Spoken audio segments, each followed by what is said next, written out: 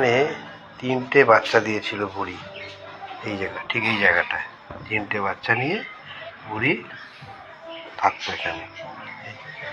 আমরা 3 বেলা খাওয়া দাওয়া থেকে শুরু করে ঘন্টায় ঘন্টায় বিস্কুট টিস্কুট দিতাম, ভালোই ছিল। এই যে আমাদের ঘরের ভিতরে ঢুকছি, এবারে ঘরের ভিতরে ঢুকলাম। এই যে আমাদের ঘরের দরজার এই যে সিঁড়ি, হ্যাঁ, এই যে রান্নাঘরের দিকে, আর এই দিকে হচ্ছে আমাদের ঘর, হ্যাঁ, এই যে দরজা।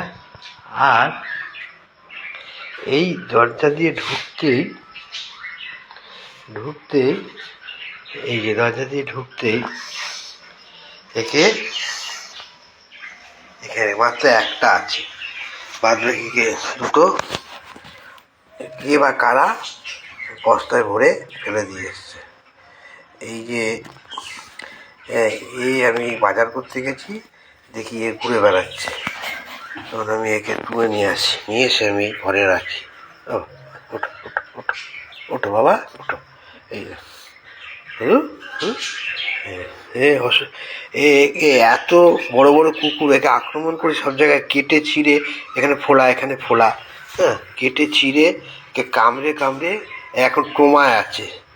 এ খাওয়া দাওয়া বন্ধ করে দিয়েছিল, হ্যাঁ, খালি ভয় পাচ্ছিল সবাইকে দেখে।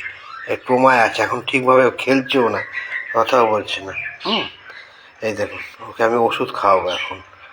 এই যে অবলা জন্তুদের ওপরে যদি মানুষ এইভাবে করে, তাহলে ওরা কোথায় যাবে? তো নিশ্চিহ্ন হয়ে যাবে সমাজ থেকে এরা।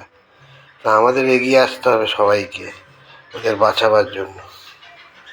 ওদের পিছনে যদি না কেউ দোষ করে, ওদের পিছনে যদি আঘাত না করে, বা ওদের পিছনে যদি কেউ ক্ষতি না করে, তাহলে ওরা কাউকে কামড়ায় না, আঁচড়ও দেয় না।